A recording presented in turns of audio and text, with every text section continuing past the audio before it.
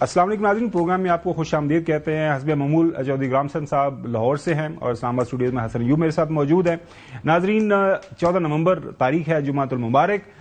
گزشتہ روز دو بڑی ڈیولپمنٹس ہوئی تھیں. ایک نوٹیفیکیشن ہو گیا تھا جسٹس امین الدین خان صاحب کا نئی وفاقی آئینی عدالت کے چیف جسٹس کے طور کے اوپر، اور ساتھ میں 6 ججز کا بھی نوٹیفیکیشن ہو گیا. اب ان میں سے 3 ججز صاحبان نے حلف اٹھا لی ہے. اور اس کے ساتھ ساتھ گزشتہ رات شام کی جو بڑی ڈیولپمنٹ ہے، جسٹس منصور علی شاہ صاحب سینئر پیونل جج، انہوں نے بھی ریزائن کر دیا. اور اسی طرح جسٹس اطہر منالہ صاحب نے بھی اپنے عہدے سے، اپنی position as a supreme court کے جج، انہوں نے کہا جی میں دس از مائی لاسٹ ڈے. انہوں نے بھی چیمبر اپنا چھوڑ دیا. ان کی رائے کے مطابق 27ویں آئینی ترمیم کی وجہ سے جو سپریم کورٹ آف پاکستان ہے اس کی حیثیت کے اندر کمی آئی ہے، لہٰذا وہ اب وہاں پہ رہنا پسند نہیں کریں گے. اس سارے موضوع کے اوپر ہم نے دعوت دی ہے بات کرنے کے لیے احسان احمد صاحب کو. حافظ صاحب بہت شکریہ وقت دینے کے لیے. حافظ صاحب چلیں، وہ جنہوں نے ریزائن کیا ان کے پاس اختیار ہے، کوئی بھی جج سپریم کورٹ آف پاکستان یا ہائی کورٹ کسی بھی عدالت کا جج جو ہے وہ کسی بھی موقع کے اوپر ریزائن کر سکتا ہے، یہ آئین اس کو حق دیتا ہے. جو 27ویں آئینی ترمیم ہے اس کے اوپر جو اپوزیشن کی طرف سے سب سے بڑی کرٹیسزم ہے یا کرٹیک ہے، وہ بیرسٹر گوہر صاحب نے نیشنل اسمبلی کی بات کرتے ہوئے بتائی. سنیے اس کے اوپر پھر آپ کا جواب چاہوں گا. جب ہم پہلی مرتبہ فیڈرل کانسٹیٹیوشنل کوڈ بنانے جا رہے تھے تو آپ لوگوں نے ہمیں کیا کہا؟ آپ نے سپریم کورٹ کی تعداد بڑھائی، 16 ججز تھے 33 ججز پہ لے کے گئے. آپ 53 ججز ہائی کورٹ اور سپریم کورٹوں میں لے کے آئے. میں نے آپ کو 16 سپٹمبر میں یہاں کہا کہ 56,000 کیسز سپریم کورٹ میں پینڈنگ ہے. وہ کیس جس کے لیے آپ فیڈرل کانسٹیٹیوشنل کوڈ بنا رہے ہیں، جس کو آپ نے پریسائسلی کہا کہ وہ آئینی مسائل کہیں گے، وہ سپریم کورٹ میں آج بھی فقط 148 کیسز ہے. باقی کیسز آرٹیکل 184 کے نہیں ہے، وہ آرٹیکل 199 کے آئینی مقاصد نہیں ہے. اگر 141 کیسز کے لیے آپ کانسٹیٹیوشنل عدالت بنا رہے ہیں، اور ابھی تک جو آن گراؤنڈ صوبائی سطح کے اوپر آئینی عدالتیں نہیں بنی، اسلام آباد ہائی کورٹ میں بھی وہ اس طرح سے نہیں ہے آئینی عدالت. تو یہ جو سوال ہے اس کا جواب. خاور بھائی بسم اللہ الرحمن الرحیم. ایک چیز میں آپ سے یہ شیئر کرنا چاہتا ہوں کہ 3 بنیادی طور پہ امینڈمنٹس آئی ہیں. ایک آئی ہے آرٹیکل 175B جو ہے، اس کے اندر آپ نے کانسٹیٹیوشنل کورٹ بنائی ہے.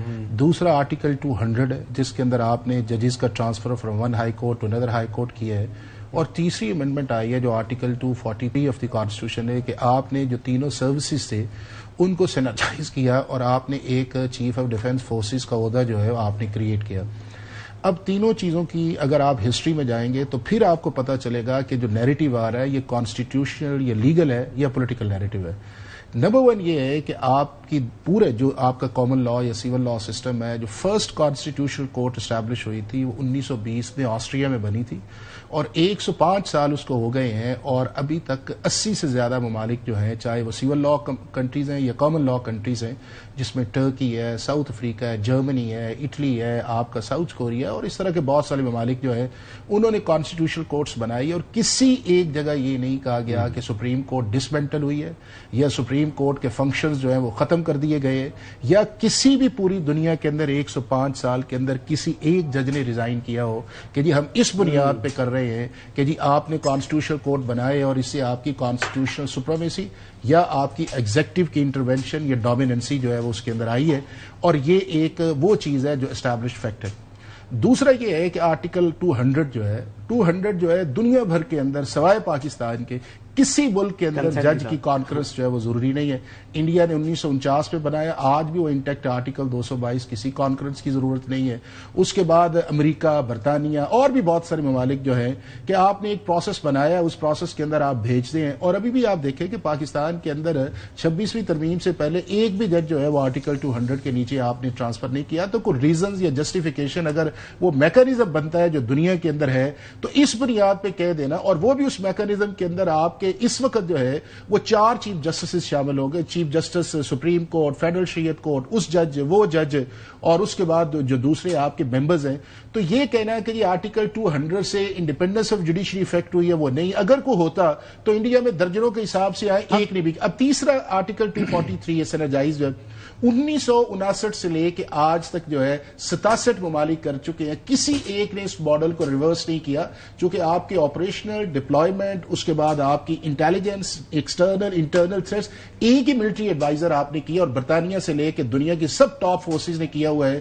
ہم اگر ٹاپ 5 میں ہیں تو کوئی ایک ایسا ملک بتائیں 243 کے اوپر. میں صرف گزارش کر رہا ہوں, یہ ساری جو امینڈمنٹس ہیں یہ اسٹیبلشڈ ہے. اب یہ ہے کہ کیا کانسٹیٹیوشنل کورٹ جو ہے ان پولیٹیکل پارٹیز نے انڈورس نہیں کیا. آپ سی او ڈی کے بعد ان ساروں کی سٹیٹمنٹس دیکھ لیں, پی ٹی آئی انکلوڈیڈ انہوں نے کہا کہ بننی چاہیے. اس کے بعد یہ ہے کہ کیا کانسٹیٹیوشنل بینچز کا آئیڈیا جو ہے یہ کھاتے میں ڈال رہے ہیں, گورنمنٹ کا تو تھا ہی نہیں. مولانا فضل الرحمان صاحب نے کنسیڈ کیا, ان کے کہنے پہ کیا, اور انہی کو ڈے ون جو ہے ڈسکریڈٹ کر رہے ہیں کہ جی آپ بنا, اور یہ غلط میکانزم تھا. پھر آپ نے کہا کہ یہ جج میرا جج, یہ بینیفیشری ہے, یہ کر نہیں سکتے. تو جب آپ کسی بھی امینڈمنٹ کانٹروورشل کرتے ہیں اس بنیاد کے اوپر کہ صرف 3-4 جج جو ہیں وہ اکاموڈیٹ ہوں گے, تو یہ بتائیں کہ 3-4 سپریم کورٹ کے جج نکال کے یہ 4-5 ہائی کورٹ, کیا سارے ملک کی جوڈیشری جو ہے وہ آپ سمجھتے ہیں کہ ایگزیکٹو کا انفلوئنس ہے؟ اب صاحب یہ جو آرگومنٹ ہے نا آپ کا, اس حوالے سے میرے خیال میں کنسنسس یہی ہے کہ ایک کانسٹیٹیوشنل کورٹ کی ضرورت تھی. نہیں, میں وہ ضرورت تھی اور ضرورت ہے, اور اس کے اوپر کسی کا یہ آرگومنٹ نہیں ہے کہ بالکل یہ نہیں بننی چاہیے. اس کی ایک ریزنز بنتی ہے. آپ نے ابھی انہوں نے کہا کہ یہ 141 ہے, یہ ہزاروں کے حساب سے کیسز ہے. جو 199 کے اندر جائے گا وہ کانسٹیٹیوشنل کورٹ کے اندر جائے گا, یہ کچھ 141 نہیں ہے. دوسرا یہ ہے کہ جو ججز نے خاور ریزننگ دی ہے, جج کا کام یہ ہوتا ہے ہے کہ جی میرے پاس کیس آئے, میں دونوں پارٹیز کو سنوں آرٹیکل 10A کے, اور اس کے بعد میں فیصلہ کروں کہ یہ آئین کے مطابق ہے یا نہیں. جس طرح کی سٹیٹمنٹس یا جس طرح کے ریزگنیشن آئے ہیں, میرا خیال ہے کہ وہ مناسب نہیں ہے. آپ, میں یا کوئی بندہ جو ہے جس کا لیگل فٹرنسی نہیں ہے وہ تو کہہ سکتا ہے کہ پولیٹیکل انٹرفیئرنس ہے, لیکن جج یہ نہیں کہہ سکتا جتنی دیر تک اس کیس کو سنے نا, اور جب وہ مائنڈ میک اپ کرے وہ کیس سن بھی نہیں سکتا. تو یہ وہ جو چیزیں آئی ہیں, میں یہ سمجھتا ہوں کہ اس کے اندر جو پالیٹکس آئی ہے اس نے ہی پاکستان کو 12-14 سال سے خراب بالکل نہیں, یہی وہ ہے جس کو میرا خیال ہے ختم ہونا چاہیے, نہیں آنی چاہیے تھی. اس میں جو دوسرا سوال یہ پیدا ہو رہا ہے کہ یہ جو فیصلہ ہے کہ کون سا جو کیس ہے وہ کانسٹیٹیوشنل ہے, یہ فیصلہ سمپل ہو گیا, عدالت کرے گی. سمپل ہو گیا. پہلے کنفیوژن تھی. 2 طرح کے کیس, ایک وہ کیس جو آرٹیکل 184(3) کے نیچے آئے گا وہ فیڈرل کانسٹیٹیوشنل کورٹ کرے گی. ایک وہ ہے جو آرٹیکل 185 کے نیچے آئے گا جس کے اندر آپ کی نیچے سے اپیلیں 199 کے اوپر جاتی ہیں, وہ آئے گا.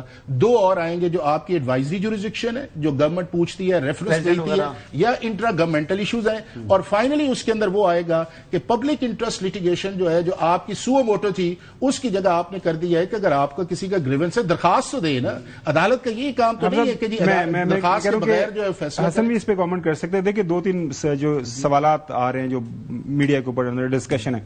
ڈسکشن یہ ہے کہ ایک جو جونیئر جج ہیں, فرض کریں کہ میں کہیں اخبار کے اندر کمپیریزن پڑھ رہا تھا, جیسے منیب اختر ہے, وہ ایک سینئر جج ہیں سندھ ہائی کورٹ, وہاں پہ چیف جسٹس بھی رہے, اب وہ ادھر آ گئے سپریم کورٹ میں. وہاں سے جسٹس کے آغا صاحب ہیں, وہ انہوں نے شاید اس ٹائم بنے بھی نہیں تھے وہ جج جب جسٹس منیب تھے. اب جسٹس کے آغا صاحب جو فیصلہ کریں گے, مطلب یہ ہے کہ جو FCC فیصلہ کرے گی وہ فیصلہ جو ہے عمل درآمد کرنے کا سپریم کورٹ پابند ہوگا. وہاں پہ جو ایک سینئر جج بیٹھے ہوئے ہیں ان کا فیصلہ ان کے اوپر جوریسڈکشن الگ ہوگی نا. ایک سوال یہ, میں یہ نہیں کہہ رہا کہ میں یہ وہ جو صحیح بات کر رہے ہیں. دوسرا یہ ہے کہ FCC یہ فیصلہ کرے گی کہ آپ فرض کریں کہ یہ ایک کیس جو ہے اگر سپریم کورٹ کی کیس سن بھی رہی ہے تو وہاں سے ان کو اگر یہ سمجھ آتی ہے کہ یہ کانسٹیٹیوشن سے متعلقہ ہے تو وہ کیس وہاں سے اپنے پاس منگوا سکتے ہیں. Am I right? بالکل ٹھیک, بالکل آپ کے سامنے آئی. میں تینوں چیزوں پہ آ جاتا ہوں. اچھا, جسٹس منیب پہ آپ نے ذکر نہیں, میں ان کا نہیں, میں مثال دے رہا ہوں. ایک تو یہ ہے کہ سپریم کورٹ کے اندر یا فیڈرل کانسٹیٹیوشنل کورٹ کے اندر فریش اپوائنٹمنٹ ہے. نمبر 2 یہ ہے کہ کیا جسٹس منیب کی اپوائنٹمنٹ جسٹس یحییٰ فریدی سے پہلے ہوئی تھی یا بعد میں ہوئی تھی. اوریجنل اپوائنٹمنٹ اگر ہائی کورٹ کی, اگر آپ نے ساری اسکیم کو اس طرح مینیورنگ کر کے کرنا ہے کہ فلاں جج کو اوپر لانا ہے. آپ کو پتا ہے جسٹس منیب کا نمبر کیا تھا؟ 5वां या 6ठा नंबर था जब आप सिंध हाई कोर्ट से लेके आए। इसी तरह हमारे दूसरे जजी साहबान जो है उनका भी किसी का 4था था, किसी का 5वां था। क्यों लेके आए? आप लेके आए कि आपने 2032 तक एक स्कीम बनाई हुई थी कि इस मुल्क का चीफ जस्टिस जो है वो कौन होगा। दूसरा उसके अंदर ये है कि फेडरल कॉन्स्टिट्यूशनल कोर्ट की जो अपॉइंटमेंट है वो इंडिपेंडेंट अपॉइंटमेंट है। अब ये तो मुमकिन नहीं है कि आप ये कहें कि जी वो जज अगर उधर है तो वो जज उधर है, उसका फैसला जो है वो जब कॉन्स्टिट्यूशन इख्तियार देता है और इसलिए उन्होंने कहा है कि अभी आप देखें कि जब ये कॉन्स्टिट्यूशनल बेंच आए थे, यही जजी साहबान जो थे कॉन्स्टिट्यूशनल केसेस इतने नहीं भी थे, उन्होंने जुरिसडिक्शन रिट्रीव की और करके अपने मुल्क के चीफ जस्टिस को कहा कि इसके खिलाफ कंटेम्प्ट ऑफ कोर्ट करें। ये कौन होता है कि ये फैसला करे कि हम सुन सकते हैं या नहीं, हमारा ये इख्तियार। तो एक कॉन्स्टिट्यूशन के अंदर आपने सेफ विंडो किया हुआ है कि अगर किसी जगह जो है दो इंस्टीट्यूशंस के अंदर लड़ाई आती है तो कॉन्स्टिट्यूशन आपको बताए कि कौन जो है उसको लेके चलेगा। ये आपकी जुडिशियल स्टेबिलिटी के लिए बड़ा इंपॉर्टेंट है। नहीं आप देखें कि या फरीदी साहब बाद में उसे कह रहे हैं, वो या फरीदी को कह रहा है, वो जो मंदोखेल साहब उसे कह रहे हैं, अमीनुद्दीन साहब को कंटेम्प्ट। साहब सवाल करना चाह रहे तो आम फहम में अगर मैं ये कहूं कि इस टाइम जो एफसीसी दुनिया में यही है, दुनिया एफसीसी की कॉन्स्टिट्यूशनल जजमेंट जो है वो आपकी रेगुलर सुप्रीम कोर्ट में to the extent of constitutional interpretation binding है। चौधरी साहब मुझे ये पहले बता दें आप खावर साहब कि हाई कोर्टों में जो 199 की रिट पिटीशन है लोगों की, वो हुण किसी मालूमाती हकन वो बेंच कितने ने जी जो 199 का इशू उठाया चौधरी साहब ने, एक तो ये है कि 199 की जुरिसडिक्शन इंटैक्ट है। दूसरा ये है कि आपने जो 26वीं तरमीम थी ये कहा था कि इसका अप्लाई तब होगा अगर प्रोविंशियल असेंबलीज रेजोल्यूशन कर लेंगी। सिंध ने कर दिया, वहां पे बेंच बने और जो बने हमने उन्हें भी कंट्रोवर्शियल कर दिया। आपको याद होगा मैंने आर्टिकल्स भी लिखे और प्रोग्राम्स भी कहा, जितनी देर तक इन कॉन्स्टिट्यूशनल कोर्ट का trickle down independent high court के अंदर नहीं करेंगे, ना ये कंट्रोवर्सी खत्म होगी, ना आम आदमी को फायदा होगा। अभी भी पाकिस्तान की पार्लियामेंट ने हाफ हार्टेड अमेंडमेंट की है और आप ये देखिएगा कि जो कंट्रोवर्सी चल रही थी सुप्रीम कोर्ट में वो चलनी शुरू हो जाएगी। मेरा जज, आपका जज, एग्जेक्टिव ने लगाया, उसने लगाया और अल्टीमेटली आपको इंडिपेंडेंट कॉन्स्टिट्यूशनल कोर्ट पे जाना पड़ेगा। दूसरा ये है कि 1973 मजीद एक्सप्लेन कीजिएगा इंडिपेंडेंट कॉन्स्टिट्यूशनल कोर्ट का क्या मतलब? आप हाई कोर्ट के अंदर जो है जिस तरह आपने फेडरल कॉन्स्टिट्यूशनल कोर्ट बनाई है, आर्टिकल 199 बुनियादी तौर पे एक एडिशनल जुरिसडिक्शन हाई कोर्ट की है कि जहां के ऊपर एग्जेक्टिव ओवररीच है या आपकी कॉन्स्टिट्यूशनल इन्फोर्समेंट है, वो आप हाई और आपके पास कोई रेमेडी अवेलेबल नहीं है, आप हाई कोर्ट के अंदर जा सकते हैं। और जब आप हाई कोर्ट के अंदर जा सकते हैं नहीं एग्जेक्टिव, और वहां के ऊपर जो है वो आप प्राइवेट इश्यूज को नहीं लेके जा सकते। अब ये है कि जिस तरह की हमारे मुल्क में मैल एडमिनिस्ट्रेशन है या एग्जेक्टिव ओवर रीच है कि पटवारी से लेके चीफ सेक्रेटरी तो मान नहीं रहा, और हम हर मामले के अंदर वहां पे जाते हैं और वहां पे हमारे जजेस जो है उनका शौक यही मैटर्स है, वो क्रिमिनल अपील, टैक्स वो छोड़ देते और कहते अच्छा जी वो आया, चौधरी आया, ऑब्जर्वेशन आई हैं, ये जो बंदा है इसको हमने किस तरह जो है वो टारगेट कर रहे और अल्टीमेटली आप उस मकसद से। अगर यही चीजें थी 26वीं तरमीम से पहले, क्या पाकिस्तान की जुडिशरी जो थी वो टॉप 20 में थी, टॉप 50 में थी, 130 पे थी ना। इफ्तिखार चौधरी साहब ने 110 जज निकाले बगैर किसी कॉन्स्टिट्यूशनल प्रोसेस के, आपने सुप्रीम जुडिशियल काउंसिल को किया, क्या सुप्रीम कोर्ट ने वो ठीक किया? उसके बाद गिलानी साहब, आप पनामा वाला केस देख लें, आर्टिकल 63 है, मिलिट्री कोर्ट्स 52 साल से सुप्रीम कोर्ट एक फैसला कर रही है। बिल्कुल सही। ये हसन बड़ा अहम नुकता उठाया है कि इंडिपेंडेंट इंस्टीट्यूशनल कोर्ट अभी भी हाफ हार्टेड है और मेरे ख्याल में this is very good argument. उसकी वजह यह है कि ये जो अमेंडमेंट है मुझे समझ आई है, हाफिज साहब इसके would be beer me out कि हर वो केस जिसके अंदर रियासत पार्टी होगी वो कॉन्स्टिट्यूशनल कोर्ट में, रियासत या गवर्नमेंट होगी वो उधर जाएगी। अब ये जो कॉन्स्टिट्यूशनल कोर्ट पहला जो है वो सनसेट क्लास के तहत उसका चीफ जस्टिस साहब जो है, चीफ जस्टिस साहब उनको भी प्राइम मिनिस्टर साहब ने किया है और उसके बाद फिर जाहिर है जो सारा उनके साथ कंसल्टेशन के साथ बाकी जजेस तो पहला जो अपॉइंटमेंट हुई है तैनाती फॉर ऑल प्रैक्टिकल पर्पसेस वो प्राइम मिनिस्टर की रिकमेंडेशन के ऊपर हुए। एम आई राइट? जी बिल्कुल। सो ये एक दुनिया के किसी भी मुल्क के अंदर एक लिटिगेशन के अंदर कोई एक लिटिगेंट ऐसा नहीं होता कि उसकी मर्जी या वो पार्टी बन जाए या वो मतलब उसकी मर्जी से जज बने या सारा कुछ। तो इस नॉर्मली को किस तरह एड्रेस किया जा सकता है? किसी केस में मैं रियासत की बात कर रहा हूं, पार्टी किसी केस में रियासत देखिए पार्लियामेंट ने क्रिएट किया है, अब एक सिस्टम उन्होंने बना दिया है, मैकेनिज्म डिफाइन हो चुका है, वन टाइम के लिए वो कहा है, क्योंकि आपने कभी ना कभी तो चीज शुरू करनी है ना। शुरू करने के लिए काजी फाइजल साहब भी तो डायरेक्ट चीफ जस्टिस अपॉइंट हुए थे, आपको पता है बलूचिस्तान हाई कोर्ट के चीफ जस्टिस डायरेक्ट वो उनकी अपॉइंटमेंट हुई थी। तो इस तरह जुडिशियल कमीशन, हाँ जी, तो ऐसे ही होता है چیزیں اس طرح چلتی ہیں, کوئی پہلی مرتبہ نہیں ہو رہا, دنیا میں بھی ایسے ہوتا ہے. لیکن مین چیز یہ ہے جو سوال کرنا چاہ رہے کہ عام آدمی کی زندگی میں کیا بہتری آئے گی ایف سی سی سے. بہت اچھا ہوا. سب سے بڑی بات یہ ہے کہ سپریم کورٹ صرف عام آدمی کے مقدمات سنے گی, جو سب سے ضروری اور اہم ہے. پولیٹیشنز کے مقدمات نہیں سنے گی. اچھا جی, وہ بیسیکلی کسی کے اگر 5 مرلے کی زمین ہے, یہ ہمارے کئی لوگ بات کرتے ہیں کہ 5 مرلے کا فیصلہ کریں گے فلان جج, تو جی کرے, اس 5 مرلے جس کی کل کائنات وہ 5 مرلے اس کے فیصلے کرے. 199 جس طرح فیشن جہاں پر چل چکا ہے, ہر معاملے میں 199 ہر اس کو جو ہے وہ ریٹ بنا کر کوشش کرتی ہیں کہ شامل کیا جائے. یعنی کئی دفعہ کئی جگہ پر گورنمنٹ نہیں بن رہی ہوتی, اس قسم کی جو بوگس قسم کی جو ہوتی ہے نا, کیا نام ہے, لیٹیگیشن, اس کی حوصلہ شکنی کرنی چاہیے اور اس میں ایک میکنزم بنے تاکہ جو فضول قسم کی درخواست یہ جو کرٹیسزم ہے پہلا والا, اگر اس کو کچھ وکلاء کا یہ خیال ہے کہ اس کو ایڈریس کیا جا سکتا تھا جوڈیشل کمیشن کے اندر, سارے بار کی ریپرزنٹیشن ہے یا سارے معاملات ہیں, تو تھوڑا سا ویٹ کر کے ججز کی اپوائنٹمنٹ جو اس کا طریقہ کار تھوڑا سا بہتر ہو جاتا تو یہ جو کنٹروورسی ہے یہ نہ بنتی. خبر ایک تو یہ ہے کہ جو جورسڈکشن ہے اصل سپریم کورٹ اور ہائی کورٹس کی جورسڈکشن ایپلٹ جورسڈکشن ہے, اور آرٹیکل 184 یا آرٹیکل 199 یہ ڈسکریشنری جورسڈکشن ہے. کبھی عدالت مان لیتی ہے, کبھی عدالت نہیں مانتی, کبھی میرا کیس خارج کر دیتی ہے, کبھی میرے کیس کو لے آتی ہے. تو اگر ہمارے جج جو ہیں اس ڈسکریشنری ریلیف پہ انہوں نے فوکس کیا ہوا ہے کہ یہ ہماری جورسڈکشن ہے, تو یہ دنیا میں کسی جگہ نہیں. دوسرا یہ ہے کہ ہمارا یہ سٹینس یہ ہے کہ جی یہ ایگزیکٹو نے اپوائنٹمنٹ کی ہے, پرائم منسٹر نے کی ہے, اور اس سے یہ نہیں ہونا چاہیے تھی.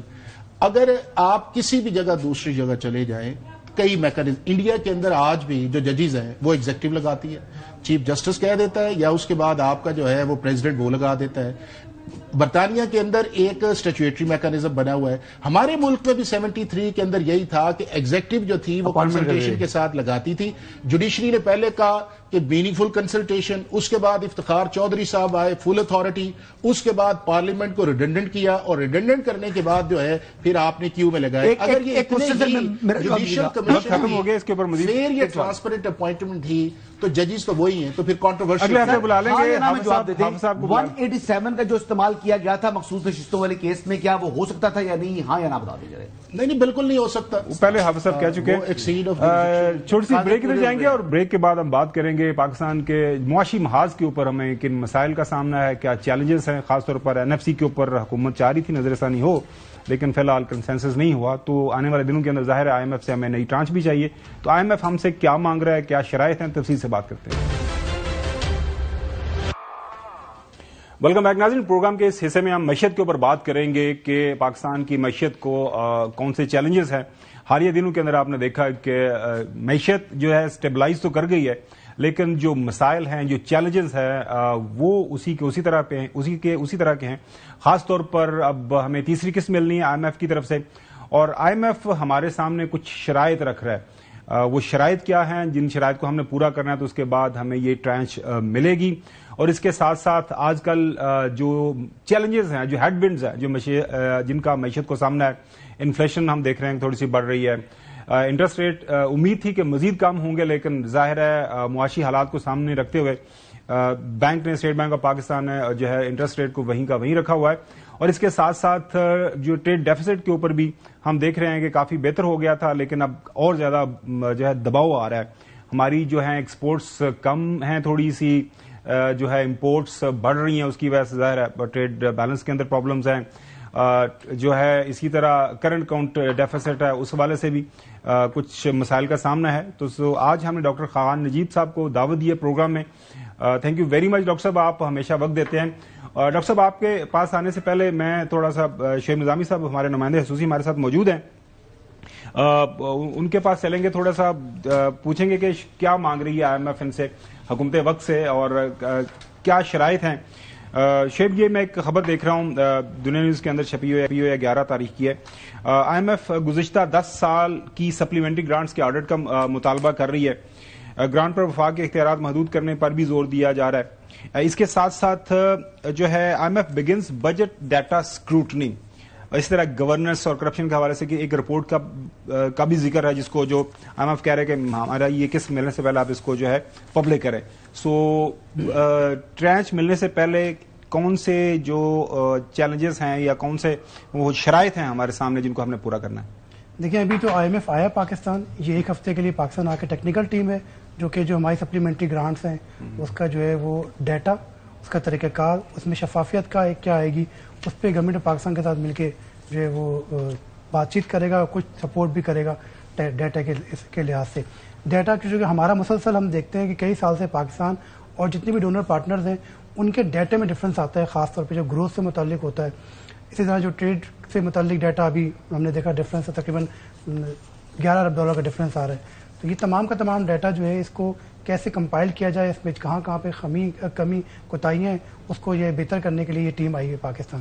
جو ٹرانچ ہے ہماری وہ انشاءاللہ 8 دسمبر کو IMF کا ایگزیکٹو بورڈ کا اجلاس ہے, اس میں توقع ہے کہ وہ منظور ہو جائے گی. لیکن اس سے پہلے دو کام ہمیں کرنے, جو ہمارے اسپیشل پے اسکیل کے اندر وفاقی اور صوبائی حکومتوں کے اندر ملازمین ہیں گریڈ 17 سے اوپر, ان سب کی جو انکم ٹیکس سے متعلق جو ان کے اثاثے وہ پبلک کرنے پڑیں گے, اور ساتھ ساتھ جس کا بھی آپ نے ذکر کیا کہ کرپشن اینڈ گورننس ڈائگنوسٹک جو رپورٹ ہے وہ بھی پبلک کرنی پڑے گی, تبھی جا کر جو ہے یہ تمام کے تمام اہداف مکمل ہوں گے. اچھا ڈاکٹر صاحب, بڑا اہم مسئلہ یہی ہے, ریاست پاکستان کی میں بات کر رہا ہوں, گورنمنٹ پاکستان کی, کہ ہم نے کس طرح اپنے جو معاشی اشاریہ ہے ان کو بہتری کی طرف لے کے جانا ہے. NFC کے اوپر پہلے بھی آپ سے بات ہوئی, حکومت کا ارادہ بھی تھا ظاہر ہے, لیکن سیاسی کنسنسس کریٹ نہیں ہو سکا. اب فار دا ٹائم بینگ وہ اس کو ڈیفر کر دیا گیا ہے کہ کس طرح صوبے اور وفاق مل کے جو ہے ملکی خزانے کے اوپر جو ہے مل کے آگے بڑھیں گے اور خزانہ بہتر کریں گے بجائے اس کے خرچہ کرنے کے. تو وہ تو ڈیفر ہو گیا. اسی طرح پاپولیشن کا بھی بڑا سیریس ایشو ہے. حکومت چاہ رہی تھی کہ واپس لے لیں فیڈرل گورنمنٹ کے, کیونکہ صوبے اس کے اوپر پاپولیشن پلاننگ کے حوالے سے کوئی اچھا خاصا کام نہیں کر سکے. تو یہ چیلنجز ہیں. تو معاشی رپورٹ, IMF کی ڈیمانڈ اور ہماری کارکردگی کو اگر ہم سامنے رکھیں تو یہ سارا کس طرح آپ اس کو ایکسپلین کریں گے؟ خاور صاحب, اگر ہم سمجھنا چاہیں کہ پاکستان کی اکانومی آج کہاں ہے تو یہ آسان ترین طریقہ یہ ہے کہ $3.5 ارب کے ریزروز تھے جب فنڈ کی انگیجمنٹ ہوتی ہے, ایک بیلنس آف پیمنٹس کا کرائسس. پاکستان 24 بار فنڈ کے پاس گیا ہے, ہر بار جانے کی وجہ یہ ہے کہ you run short of dollars. آپ کا ایک کرنٹ اکاؤنٹ یعنی کہ بیرونی خسارہ کریٹ ہوتا ہے, imports minus remittances minus exports, آپ کا ایک بڑا خسارہ کریٹ ہوتا ہے. اس کی فنڈنگ کی ریکوائرمنٹ پوری کرنے کے لیے آپ کو فنڈ کے پاس جانا پڑتا ہے. فنڈ آپ کو کچھ پیسے دیتا ہے اور رول اوور کرا دیتا ہے اور کچھ نئے ملٹی لیٹرلز کے لون لے دیتا ہے. اس کے علاوہ فنڈ آپ کی اکانومی کے جو ڈیفیسٹس ہیں, بیرونی خسارے کو, آپ کے فزیکل مالیاتی خسارے کو, اور تیسرا انرجی سیکٹر کے خسارے کو سنبھالنے کے لیے کیا کرتا ہے کہ امپورٹ کو کرب کرنے کے لیے آپ یہ کرتے ہیں کہ اکانومی کو سلو کرتے ہیں, ڈیمانڈ توڑتے ہیں. سو ڈیمانڈ توڑی گئی, پھر انفلیشن نیچے آنا شروع ہو جاتی ہے. انفلیشن کہیں 29% پہ تھی, آج 5-6-7% کے درمیان آ گئی ہے. قیمتوں کے بڑھنے کی شرح یعنی کہ. دوسری بات, مالیاتی خسارہ کم کرنے کے لیے آپ سب سے اچھے اینکر ہیں پاکستان کے, آپ پہ ہم 38.5% ٹیکس لگا دیتے ہیں. ہم ایک سپر ٹیکس چلاتے ہیں, اوور آل 40% کے قریب مینوفیکچرنگ پہ ٹیکس کر دیتے ہیں. تاجر دوست اسکیم کرتے ہیں تاکہ ان کو لایا جائے. ایگریکلچر انکم ٹیکس کا نفاذ کرتے ہیں. ہم اسی طرح پراپرٹی کی ٹیکسیشن کو بہتر کرنے کی کوشش کرتے ہیں, یعنی کہ ہیوی ہینڈڈ آن دا ٹیکسیشن تاکہ آپ کا مالیاتی خسارہ کم ہو. 7% کا مالیاتی خسارہ 5.5-6% کے قریب آنا شروع ہوتا ہے, پھر اس کو نیچے اور 5% پہ لے جایا جاتا ہے. کوشش یہ کی جاتی ہے کہ انرجی سیکٹر کی پرائسنگ یعنی کہ کاسٹ آف ریکوری کر کے, یعنی کہ پوری کاسٹ ریکور کر کے آپ سے, یعنی کہ انرجی چاہے وہ بجلی ہو, چاہے وہ گیس ہو, چاہے وہ پیٹرولیم سیکٹر ہو, جو خسارہ ہے وہاں پہ بھی کم کر دیا جائے. ان اے نٹ شیل دس از یور IMF انگیجمنٹ ود پاکستان.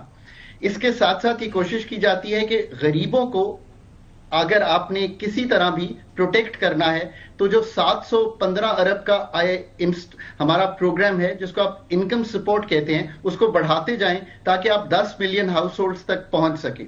اسی پورے پیراہے میں یہ پرائیویٹائزیشن کو آگے لے کر جانا, جیسے نظامی کہہ رہے تھے, کچھ آپ کوشش کرتے ہیں transparency in the system create کرنے کی, اس میں آپ اثاثے ظاہر کرنا. پھر ایک گورننس کی رپورٹ پوری پاکستان پہ ایک ٹی اے مشن آیا, انہوں نے کہا نہیں ہم گورننس کو بھی دیکھتے ہیں. حالانکہ آئی تھنک فنڈ کو گورننس میں نہیں جانا چاہیے, because fund is a doctor of the ICU.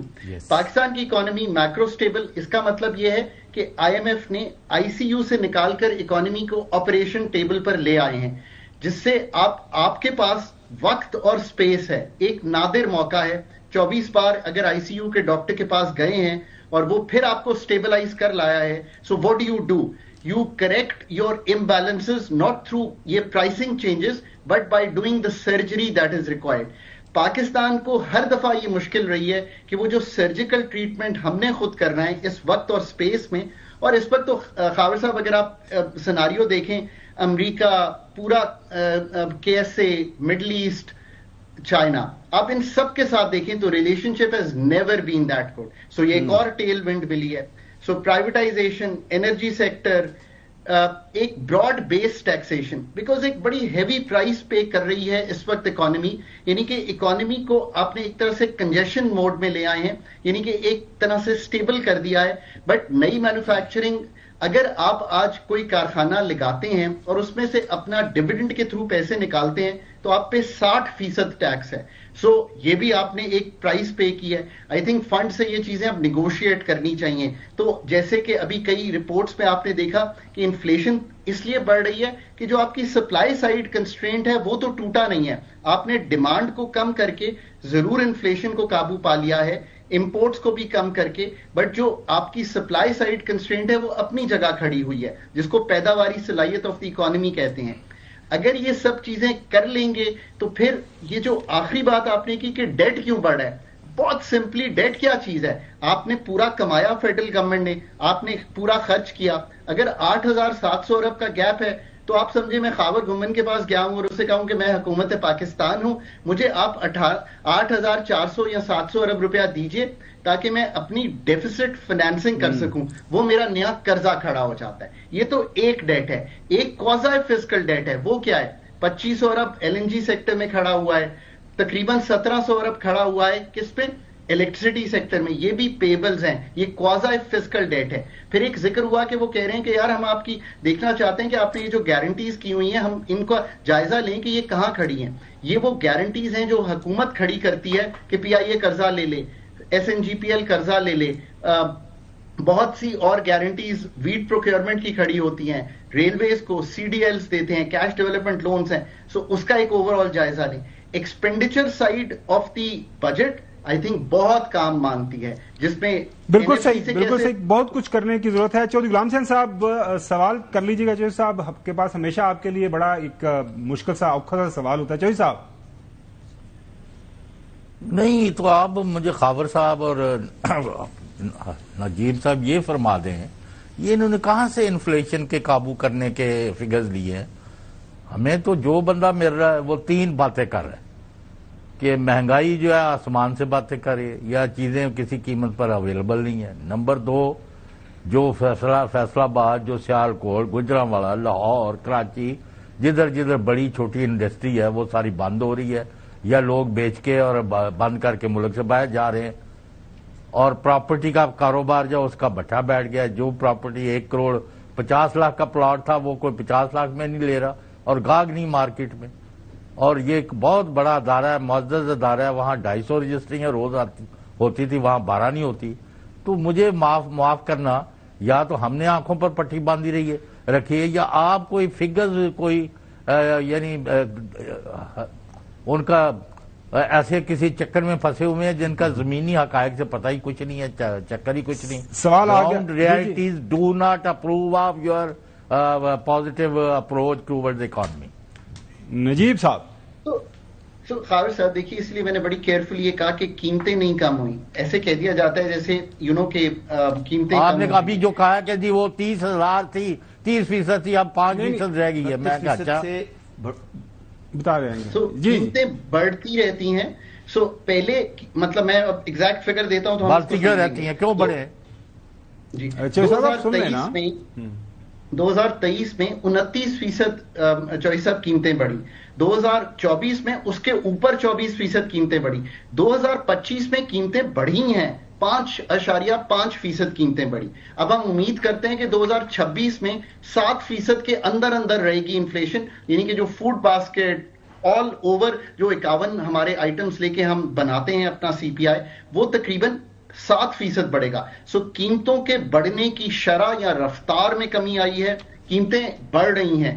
5%, 6% कीमतें बढ़ना इन एन इकोनॉमी जो है वो बेरेबल इसलिए होता है कि मैं उम्मीद करता हूं कि ARY जो है अपने जो सारे लोग हैं उनकी 5 से 8 से 10% हर साल एक तनख्वाह जो है वो बढ़ाएगा। पर अगर कीमतें 30% बढ़ रही जी साहब जरा माफ करना, मुझे दोबारा सवाल कर लेने दो। चौधरी साहब वैसे सवाल थोड़ा पहले भी काफी सही समझ आ गया सी, लेकिन कर लें सवाल। नहीं अभी भाई अभी मुझे ये बता दें कि कौन कौन सी आइटम जो लोगों ने, आम लोगों ने खाना पीना है पाकिस्तान में इस्तेमाल करने हैं, उनकी लिस्ट मुझे दे दें कि इन इन चीजों की कीमतें नीचे आई हैं। सो अगेन गुजारिश ये है कि सीजनली कीमतें वेरी करती हैं, पर मैंने कतई तौर पे नहीं कहा। वो डॉक्टर साहब ये कह रहे हैं कीमतें कम नहीं हुई। चौधरी साहब समझे आर्गुमेंट। जी जी, पर कीमतों के बढ़ने बात क्या हुई में एक नुमाया कमी आती है। देखिए डिफ्लेशन, या जिसका मतलब चौधरी साहब चाहते हैं कीमतें नीचे चली जाएं, वो तो एक अमल ऐसा है कि जिसमें अगर इतनी प्रोडक्टिविटी यानी कि पैदावारी सलाहियत यानी वो आपने नहीं करना, वो है डिफिकल्ट काम। मैं फिर कहता हूं कि जो टाइम एंड स्पेस आज मुझे निजामी साहब से बात करने दो। अच्छा, निजामी साहब के पास भी आते हैं। डॉक्टर साहब पहले हसन यूब साहब भी वेट कर रहे हैं, उनका नहीं निजामी साहब से सब क्वेश्चन करने दें। नहीं वो सवाल हैं बड़े। अच्छा जी, जो सब सवाल कर लें निजामी साहब से। और निजामी साहब आप जो कह रहे थे ग्रोथ ये होगी और वो होगी, वो किधर से हो रही है? सर इस वक्त मसले ग्रोथ के ही तो हैं। सैलाब की वजह से जो हमारे नुकसानात हैं वो 800 अरब से इस वक्त तो प्लानिंग कमीशन ये कह रहे हैं अब उसके पीछे रिफ्यूज ले, ज्यादा हो जाएगा। और जिस महंगाई की हम बात कर रहे हैं तो अब आवाम खुश हो रही है। जो 600 रुपए किलो टमाटर था वो 200 रुपए के ऊपर आ गया, तो लोग खुश हैं कि भाई 200 रुपए के ऊपर आ गया, ले लो फौरन। इसी तरह जो प्याज है वो भी 200 क्रॉस कर गई है। अब तो 100 रुपए से नीचे कोई सब्जी मिलती ही नहीं है ना। अगर आपको एक टाइम का खाना बनाना है तो कम से कम आपको 800 से 1000 रुपए चाहिए, तब जाके एक टाइम का खाना बनता है। इस वक्त सूरत हाल ये जो हमारा वीट का क्राइसिस है, ये आके जहां रोटी महंगी करेगा वहां ब्रेड महंगी आप ले रहे हैं फ्लड के पीछे या हुकूमत? कोई नहीं ले रहा। ये हकायक जो जमीनी हकायक है चौधरी साहब, आप जो पूछ रहे हैं वही हकायक है। हसन अयूब साहब आपको नहीं है पता ना, आपके यहाँ तो फ्लड आया ही नहीं है। नहीं बिल्कुल में कोई आया था? सर उधर तो दूध और शहद की नहरें बह रही है चौधरी साहब। अच्छा हसन, आप भी जमीनी हकायक से जो वाकफ हैं, ऑन ग्राउंड आप भी ज़ाहिर मार्केट में जाते हैं, बच्चे हैं आपकी, घर चलाते हैं, तो आप बताएं कि जो साहब बात कर रहे हैं, खाकान साहब ने वैसे एक्सप्लेन किया थोड़ा सा टेक्निकल, वो कह रहे हैं कीमतें कम नहीं हो रही, वो एक परसेंटेज बढ़ने की, वो उसमें भी कंट्रोल अगर हो गया तो वो बड़ी मेहरबानी है। 29% या 25% पर जो बढ़ी थी कीमतें सालाना, वो अब यानी 5% बढ़ेंगी, कम नहीं हो रही कीमत, यानी बढ़ने की रफ्तार कम हुई है। महंगाई में इजाफे की रफ्तार को थोड़ी सी ब्रेक्स लग गई हैं। ये बेसिकली खाकान नजीब साहब की बात से मैंने जो है मुझे कैच मिला। अच्छा अभी क्वेश्चन मेरा ये है जी कि देखिए जो टैक्स नेट बढ़ाना है गवर्नमेंट ने, हमारे बहुत से लोग टैक्स नेट के अंदर नहीं आए और जो बेचारे हैं उनको गर्दन से मुड़ा जाता है, ये बड़ी जाती होती है। अच्छा दूसरी बात ये है कि एफबीआर के अंदर करप्शन है और होता यह है कि जब किसी ने अगर अपना क्लेम करना है टैक्स, किसी ने पहले टैक्स एडवांस पे कर दिया और उसका वापस बनता है क्लेम, तो वो क्लेम को क्लेम करने के लिए आपको वो रिश्वत मांगते हैं। इट्स वेरी रॉन्ग, ये बड़ी गलत चीज है। इसमें ट्रांसपेरेंसी नहीं आई, जो वो कह रहे हैं आई है वो नहीं आई। एक बात तो मैं ये करूंगा। दूसरी बात ये है कि रियल एस्टेट पर टैक्स लगा दिया आपने, मैंने कहा ठीक है लगाएं जी, रियल एस्टेट पर आईएमएफ की कंडीशन है, मान लिया आपने बात। रेंट के ऊपर क्यों लगाते हैं टैक्स? रेंटल इनकम जो हमारी जो जिस तरह पाकिस्तान में एक मुआशरे में चीज होती है, लोगों ने यानी इसलिए रखा होता है कि भाई मैं अपनी रिटायरमेंट एज में सारी जिंदगी जमा पूंजी लगाकर कोई प्रॉपर्टी ले लेते हैं कि भाई ये दुकान ले ली, कुछ चीज ले ली जिससे मेरी रेंटल इनकम, मेरे घर का चूल्हा चलेगा। ठीक है जी, उसकी हिम्मत नहीं है काम करने की, कुछ ही है अगर 70-80 प्लस उसकी उम्र हो चुकी है, उसको फिर भी जनाब आपने स्लैब बड़ी लगा देनी है। तो ये कोई तरीकाकार नहीं है। आप रेंटल के ऊपर टैक्स जो है वो कम रखें और सपोजिटली रेंटल की रेवोल्यूशन होती है, आपने कुछ इससे बात करानी होती है, आपने पेंट कराना है, चीजें करानी है, चीजें खराब हुई हैं, बिल्डिंग पुरानी हो रही होती है, कई दफा क्रैक्स आ जाते हैं, बड़े खर्चे आ जाते हैं, फिर भी कहते हैं जी 1/5 से ऊपर हम आपका मान नहीं सकते जितनी आपकी इनकम है, चाहे आपने उससे जेब से पैसे डाले हुए हो, फिर भी वो उसको मानने को तैयार नहीं है जी। आपकी कोई रेंट कॉन्ट्रैक्ट इतना कहता है इसलिए आप इतने पैसे देंगे। ये लॉजिकल नहीं है, ये रियलिस्टिक नहीं है। खाकान नजीब साहब जी बताएं। खाकान भाई छोटी सी ब्रेक और इसके साहब मुझे भी एक सवाल करना है। चलो साहब सवाल कर लो, फिर छोटी ब्रेक जाना, फिर खान साहब से इकट्ठा ही जवाब लेंगे जी। नहीं आपसे लेना है मुझे। اچھا میرے سے آپ چلتا رہے گا, بعد میں بات کر لیتے ہیں, میں آپ سے ون آن ون کر لوں. نہیں سوال لے لو, میں نے تو کوئی آپ کا تھوڑا تو نہیں پلیز رکھ دیا میرے سر پلیز. ہاں خاور گمن صاحب, مجھے آپ فرما دیں, آپ کی ہر چیز پر نظر ہے کہ چیزوں کی سستے ہونے کی رفتار کیا ہے اور کون سی چیزیں ہیں جو سستی ہو رہی ہیں اور ان کی رفتار کیا ہے. چوہدری صاحب, ہم یہ کوئی بندہ آرگومنٹ دے نہیں رہا کہ چیزیں سستی ہو رہی ہیں, اور میں حسن آپ یہی کر رہے ہیں سر, ہم نہیں کہہ رہے, ہم مہنگائی بڑھ رہی ہے لیکن رفتار مہنگائی بڑھنے کی کام ہوئی ہے. نجیب صاحب آپ نے آسان الفاظ میں 25% تھا 5% اچھا رہ گیا صاحب, نجیب بھائی آپ نے مزید آسان الفاظ میں بتانا ہے, اور یہ حسن کا سوال ٹیکس نیٹ اور اگریسو جو ٹیکسیشن ہو رہی ہے خاص طور پر جو رینٹل والے سے, تو ہم آگے کس طرح بڑھنا ہے اس کے اوپر بات کرتے ہیں آپ سے بریک. نجیب صاحب, چوہدری صاحب کا سوال مہنگائی کے حوالے سے, اگریسو جو ٹیکسیشن ہے رینٹل انکم کے اوپر خاص طور پر, یہ کیا آپ کو اس حوالے سے آپ کی کیا سجیشنز ہیں, اس کو کس طرح بہتر کیا جا سکتا ہے؟ نہیں, اور آئی ایم ایف کی کیا کنڈیشنز ہیں, کیونکہ میری اطلاعات ہے کہ اس میں آئی ایم ایف کی کنڈیشن ریئل اسٹیٹ کے اوپر ہے, رینٹل کے اوپر نہیں ہے. اگر غلط میں کہہ رہا ہوں تو کہیں میری تصحیح کیجیے گا. دیکھیے, ایک تو بات سمجھنے کی یہ ہے کہ اوور آل جس اکانومی کے حجم میں ہم ٹیکس کلیکٹ کر رہے ہیں, ہم اس وقت ایک modest 12% of the economy tax collect کرتے ہیں. یہ ہمارا tax to G D P ہے. آسان سمجھیں, انڈیا 17 پہ ہے, ہمارے نیبرنگ کنٹریز اور ہمارے مطابق کم از کم 15 سے 18% of the G D P tax collect ہونا چاہیے. اس میں جو ایف پی آر کا ایفرٹ ہے وہ 10.3% کا ہے. اب دوسری بات امپورٹنٹ جو ہم ہمیشہ یاد رکھیں وہ یہ ہے کہ 0.8% صرف ایفرٹ ہے پروونسز کا. That's why the N F C becomes truly important. یاد رکھیے, G S T on services, motor vehicle taxation, property income taxation, یہ سب امپورٹنٹ ٹیکسیشن جو ہے, ایگریکلچر انکم ٹیکسیشن کس کے پاس ہے؟ پروونسز کے پاس ہے, اور ٹیکس ایفرٹ بہت کم ہے ان کا. اب تیسری ایک پیٹرولیم لیوی ہے جو انڈائریکٹ ٹیکس ہے, جو 1.2% کلیکٹ ہوتا ہے. یہ کر کے ہم 12.3% پہ آتے ہیں. ایک جنیرکلی یہ سوچا جاتا ہے کہ اس کو بڑھانے کی ضرورت ہے. میں نے پہلے کہا کہ میں 2 ٹیکسیشن جن سے نہیں ایگری کرتا, ہم نے مینوفیکچرنگ سیلریڈ اور نان سیلریڈ کو بہت اوپر لے گئے. اب ذرا پراپرٹی انکم کی جو ٹیکسیشن ہے اس کو سوچئے. پہلے تو ہم کیپٹل گینز ٹیکس ہی نہیں لگاتے تھے ملک میں. اس کا کیا مطلب ہے؟ کروڑ کا پلاٹ خاور صاحب نے لیا, 5 سال بعد جا کے 5 کروڑ کا بیچ دیا, ایک اسیوم کریے کہ 3-4 کروڑ کا کیپٹل گینز آیا, اس پہ ہم ٹیکس نہیں لیتے تھے. مجھے یہ بتائیے کہ یہ کہاں کی ایمانداری تھی کہ ہم یہ کام کرتے تھے؟ ایگریکلچر انکم ٹیکس کو نفاذ سے باہر رکھا ہوا تھا, یہ کہاں کی ایمانداری تھی؟ G S T on services collect نہیں کرتے تھے properly. Why do we have to tax people so heavily? Because بہت سے ایریاز ہیں, آپ 20% ایگریکلچر کو نکال دیں ملک سے تو tax to G D P تو ٹھیک لگتا ہے, بٹ جب اس کو میں واپس لاتا ہوں اکانومی میں تو ہمارا tax to G D P drop کر جاتا ہے. رینٹل انکم کا جہاں تک تعلق ہے وہ کیا چیز ہے خاور صاحب؟ یہ وہ بالکل سمپل یہ چیز ہے کہ میری انکم ہے لیٹ سے 30,000 روپیہ ماہانہ, میں رینٹ کماتا ہوں 20,000 روپیہ ماہانہ.